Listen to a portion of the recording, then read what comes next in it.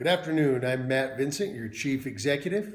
Welcome to Chief Chat. This is episode 22 for the week of October 4th.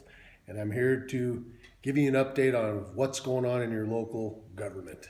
We did get our first frost finally just a few days ago. And so I guess that marks a turn in not just the color of the trees on the East Ridge and our surrounding hillsides, but also turn into our next season, which happens to be my favorite, fall. We've got plenty of outdoor activities. You can fish, you can hunt, you can hike, you can bike, and it's just a great time of the year to go out and catch one of your local team's football games and just enjoy the great weather before we settle in to wintertime. And it's also a good time to eat some of the many great comfort foods you can find in Butte's restaurants. So what's going on in your local government? This week, marking October 4th, we'll be rolling into our regular Council of Commissioner meeting. We have a final chapter, I guess, to be opened tonight on the council agenda when we open the bids for finding out how much the new collection method of garbage in our community will cost. We had a long process of testing how it would work in various areas of town, and we're moving forward with a new standardized container collection process. Tonight we'll be opening the bids from representatives who want to bid for providing that service. And so that'll mark the last step, at which point on November 1st, which is when that new contract will start.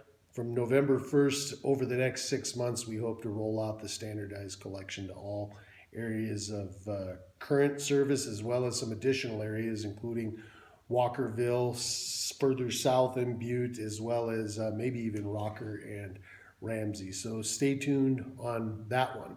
We are also, with the first frost, wrapping up our paving season, which I will wait to see how the numbers come in, but I'm thinking that we have had one of the most productive years in recent memory of improving Butte's streets. We got some of our main Butte-Silver arteries taken care of, second half of Granite Street.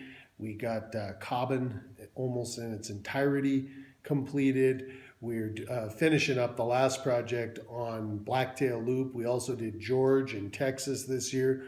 Our MDOT did some fine work out on Row Road, and so we even made it down to Melrose for some time this year to do some crack sealing and some major pothole and chip sealing repairs. So lots of good improvements being made in Butte-Silver on the roads this year, and we'll be looking forward to hearing from our Public Works Department what they plan on tackling next year, because we can never turn enough streets black in this community. And so hats off to our Public Works Department and our Roads Division and all those hardworking gentlemen, as well as the ladies in the office who make sure that we get these projects done. We also would turn our attention and invite you to come uptown north of Front Street and see what sort of improvements we've made on the streets in the uptown. We now have over 125 new parking spaces for you to choose from in uptown the next time you come up to support one of your local uptown merchants.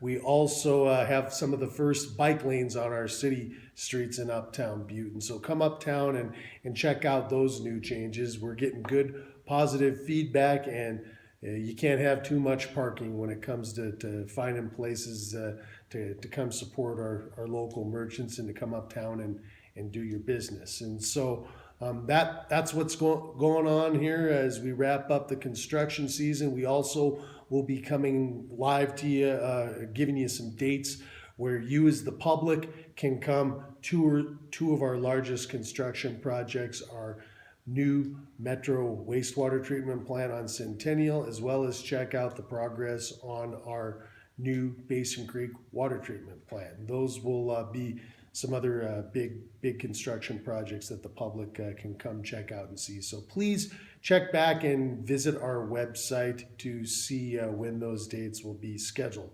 Also of interest in coming back to the website and on tonight's council agenda is our Board of Health, or our Health Director, Karen Sullivan, will be asking the council to approve a request for Butte-Silver to establish a mental health advisory committee.